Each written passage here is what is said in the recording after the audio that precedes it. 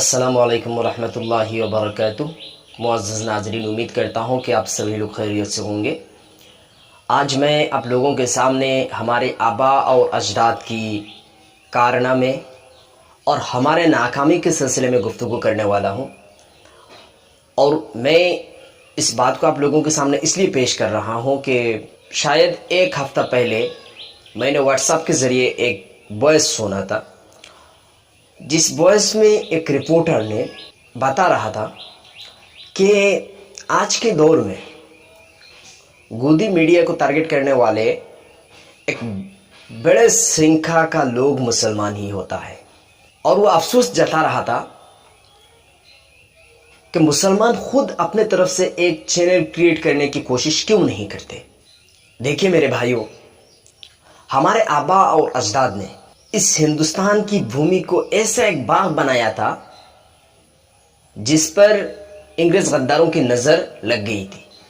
ان لوگوں نے تاج محل کو بنایا، لال قلعہ کو بنایا، قطب مینار کو بنایا، نہ جانے کتنے سارے اہم چیزیں ان لوگوں نے اس دیش کے لیے بنایا تھا، جس پر آج ہم فخر کرتے ہیں۔ لیکن اگر ہم آج اپنے آپ سے یہ سوال کریں کہ ہمارے آباء اور اجداد نے ہمارے لیے اتنے سارے کارنامے کر کے چلے گئے، لیکن ہم اپنے آنے والے پیڑھیوں کے لیے، نسلوں کے لیے کیا کر رہے ہیں؟ ہم تو ان کی ہوئی چیزوں پر فخر کرتے ہیں، لیکن ہمارے آنے والے نسل کون سی چیزوں پر فخر کرے گا؟ لیکن بات تو یہاں پر ہی ختم ہو جاتا ہے کہ ہم اپنے آپ کو خود کو سیکورٹی نہیں دے سکتے آج کل۔ پہلی بات تو یہ ہے کہ ہندوستان کی بہت سارے ٹی وی چینل ایسا ہے جنہوں نے رات دن مسلمانوں کے خلاف رپورٹنگ کرنے میں مصروف رہتے ہیں، اور یہ بات ہندوستان کی ہر آدمی جانتا ہے، اور جھوٹ پر جھوٹ کہی جاتی ہے، اور پھر جھوٹ کو پھیلایا جاتا ہے ان چینلوں کے ذریعہ۔ لیکن ہم کو کیا کرنا چاہیے تھا اس ٹائم پہ؟ ہم تو ایک چینل کریٹ کر سکتے ہیں نا، جس کی وجہ سے ہم اپنے آواز کو، حق کی آواز کو بلند کریں۔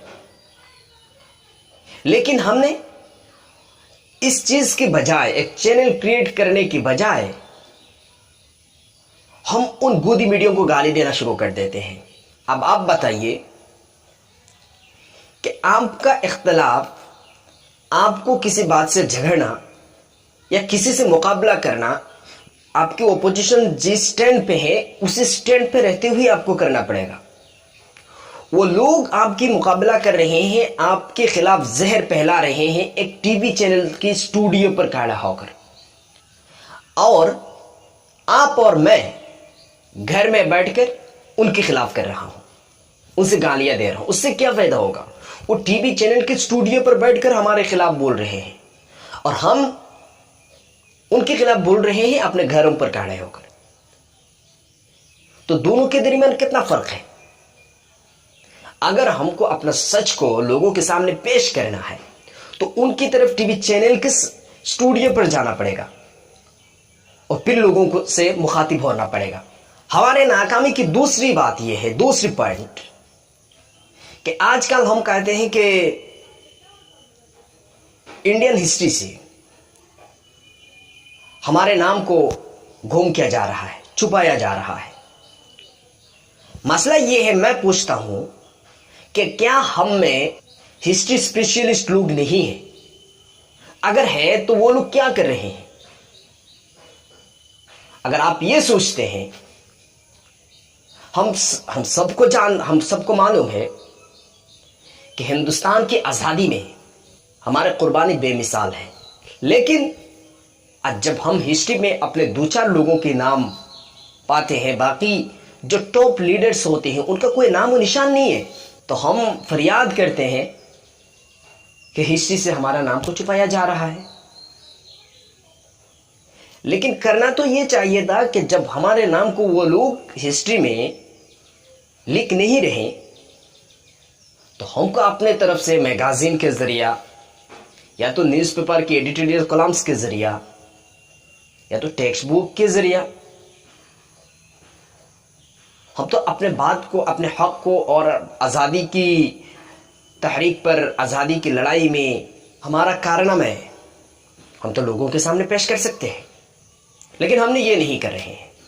تیسری بات جو کہ ایک کمزوری ہے ہمارا، اور یہ تھوڑی سی کمزوری نہیں ہے، بہت بڑا کمزوری ہے، اور یہ کمزوری یہ ہے کہ ایک عالم کی ناطے، ایک عالم کی ہوتے ہوئے اس کا شایان شان یہ نہیں ہے کہ وہ پولیٹیکل لیڈروں کے صحن پر جا کر کھڑا ہو۔ لیکن صحن کی کیا بات، ہمارے اس لباس والوں میں سے ایک بہت بڑے طبقے کے لوگ آج ان پولیٹیکل لیڈروں کی تلے چٹنے پر مصروف ہیں۔ ان کو نہ دین کی خبر ہے اور نہ دنیا کی خبر ہے، صرف اپنے پیٹ کی خبر ہے، جس کی وجہ سے قوم کے حالات دن بدن خراب ہوتی جا رہی ہے اور مسلسل ظلم بڑھتی جا رہی ہے۔ آخر ایک بات آپ کی تسلی کے لیے میں بتاتا ہوں کہ آپ لوگ یہ سوچتے ہوں گے کہ دین کی خدمت تو صرف علماء کرام ہی کر سکتے ہیں اور کوئی نہیں، تبلیغ والے کر سکتے ہیں اور کوئی نہیں۔ دین کی خدمت اگر آپ کو کرنا ہے تو مدرسہ کی پلیٹ فارم پہ جانا ہوگا، تبلیغ کی پلیٹ فارم پہ جانا ہوگا۔ مسئلہ یہ نہیں ہے، یہ غلط فہمی ہے۔ آپ جس پوزیشن پہ ہو، جس کام میں آپ مصروف ہو، جس نوکری میں آپ ہو، آپ اسی پر رہتے ہوئے اب دین کی خدمت کر سکتے ہیں۔ جیسا کہ میں نے بتایا نا کہ اگر کوئی ہسٹری جانتا ہے، انڈین ہسٹری جانتا ہے، ہسٹری اسپیشلسٹ ہے، تو وہ ہمارا ہسٹری لکھ سکتا ہے۔ یہ دین کی ایک خدمت ہے۔ اگر کوئی ایڈوکیٹ ہے تو آج کل کا NRC کا جو مسئلہ ہے، اگر للہیت کے لیے وہ ان مسئلوں کو حل کرنے کی کوشش کرے، لوگوں کی مدد کرے، تو یہ بھی دین کی خدمت ہے۔ میں نے چینل کی بات کی، یہ بھی دین کی خدمت ہے۔ یعنی آپ کی پوزیشن میں رہتے ہوئے آپ نے اپنے آنکھ کو کھولیے تو دیکھیں گے کہ ضرور آپ کی پوزیشن سے آپ کی قوم کو بہت سارے چیزوں کی ضرورت ہے۔ آخر بات یہ ہے کہ ہمارے آنکھیں اندھے ہو گئے ہیں، ہمارے آنکھیں لیکن ہم دیکھتے نہیں، ہمارے عقل ہے لیکن ہم سوچتے نہیں، اور ہم صرف اور صرف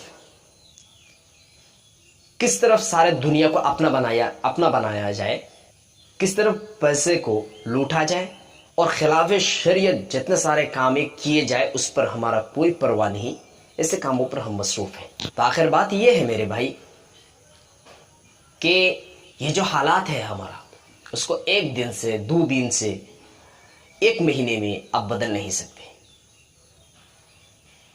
پہلے میں ہم کو سوچنا چاہیے، یہ سوچنا، یہ فکر کرنا ہم سے چلا گیا۔ ہم یہ سوچتے ہی نہیں، کبھی ہمارا ٹائم نہیں ہے یہ سوچنے کے لیے۔ اس لیے سب سے پہلے ہم کو سوچنا چاہیے اس بارے پہ، اور پھر ہمیں اس بارے میں کچھ کرنے کی کوشش کرنی چاہیے۔ اس دنیا کی جتنے سارے ڈپارٹمنٹ ہیں، جتنے سارے چیزیں ہیں، جتنے سارے سبجیکٹ ہیں، سب کی شروعات ہم نے کی تھی، لیکن آج ہم اپنے اصلیت کو بھول گئے کہ ہم اس دنیا میں مسافر ہیں، یہ بات ہم بھول گئے ہیں، اور اس لیے ہمارا حالات ایسی ہوتی جا رہی ہے۔ اللہ آپ کو اور مجھے اور سب کو سوچنے کی، فکر کرنے کی توفیق عطا فرمائے اور عمل میں لانے کی توفیق عطا فرمائے۔ آمین۔ السلام علیکم ورحمۃ اللہ وبرکاتہ۔